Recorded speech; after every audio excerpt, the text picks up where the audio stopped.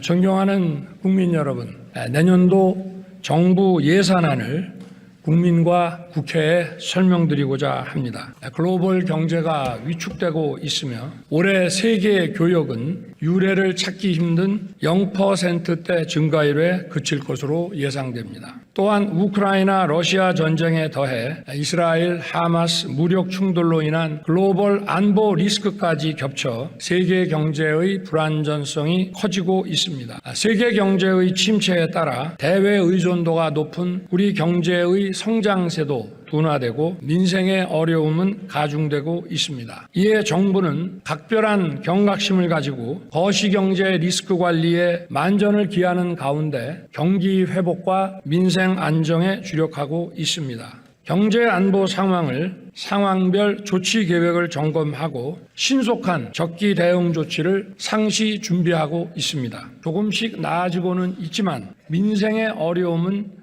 여전히 지속되고 있습니다. 유류세와 관세의 인하, 공공요금 관리 등으로 우리나라의 물가 상승률은 주요국을 비교해서 다소 낮은 수준이긴 합니다.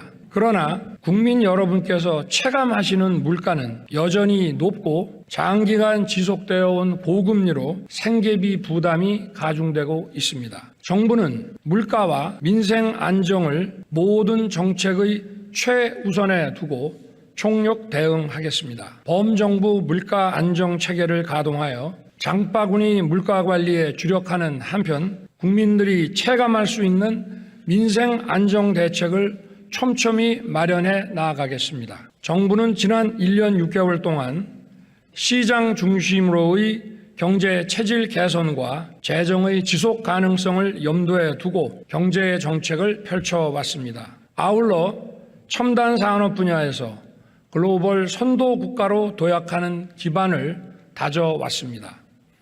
세계 최대 시스템 반도체 클러스터 조성과 금융 세제 지원을 통해 반도체와 배터리 분야의 초격차 확보를 위해 힘써왔으며 그 과정에서 보여준 국회의 관심과 협조에도 감사드립니다. 생명과 지역을 살리는 담대한 의료개혁 그리고 기회발전 특구와 교육자유 특구를 중심으로 어디서나 살기 좋은 지방시대 구현에도 노력해 왔습니다.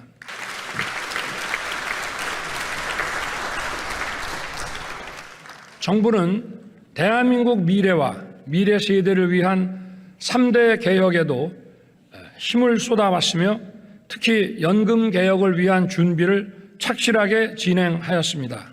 우리나라 최고 전문가들과 80여 차례 회의를 통해 과학적 근거를 착실히 축적했으며 24번의 계층별 신중 인터뷰를 통해 국민 의견을 경청하고 여론조사도 꼼꼼하게 실시했습니다. 이렇게 해서 마련한 방대한 데이터는 국민연금 모수 개혁을 포함하여 연금제도 구조 개혁을 위해 요긴한 자료가 될 것입니다.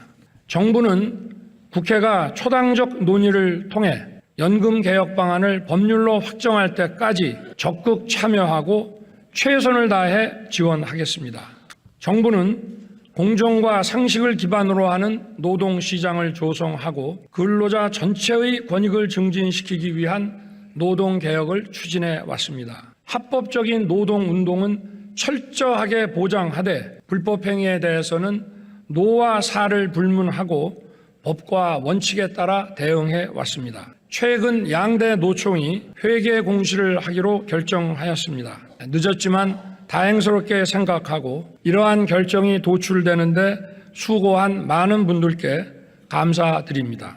이번 회계 공시를 계기로 투명하고 신뢰받는 노동운동이 확산될 수 있도록 정부도 노력하겠습니다. 노사 모두 대한민국의 미래와 청년의 미래를 위한 노동개혁에 함께해 주실 것을 부탁드립니다.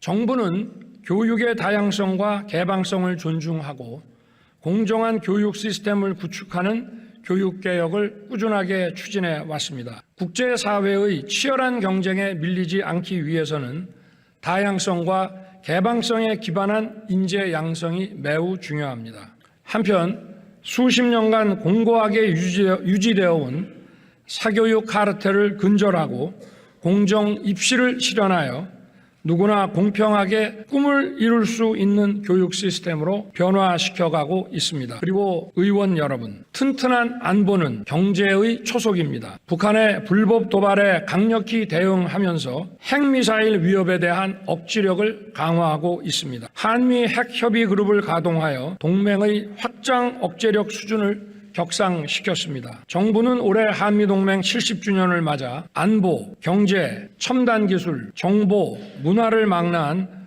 글로벌 포괄 전략 동맹을 구축하였습니다.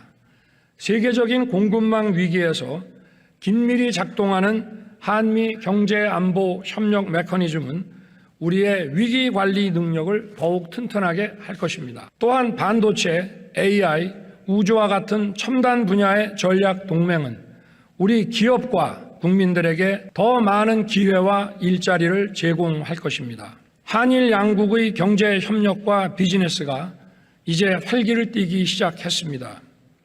일본은 반도체 소재의 수출 규제를 해제하였고 한일 간의 화이트리스트가 복원되었으며 통화 스와프도 재개되었습니다. 올해 한일 양국을 오간 방문객 수가 역대 최대치인 연간 1,000만 명 수준에 근접한 것은 양국 국민들 간의 상호 우호와 교류 열망을 반영하는 것이라 하겠습니다.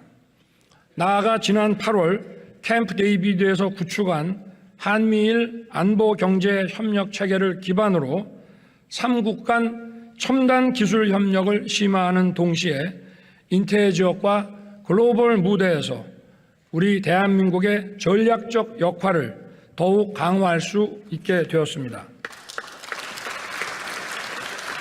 중동 3국과의 양자 정상회담 시에 양국 기업들 사이에 792억 달러, 약 107조 원의 수출과 수주가 이루어졌습니다. 모든 재정사업을 제로 베이스에서 검토하여 예산 항목의 목적과 취지에 맞지 않는 지출, 불급하거나 부정 지출이 확인된 부분을 꼼꼼하게 찾아내서 지출 조정을 하였습니다. 대단히 감사합니다.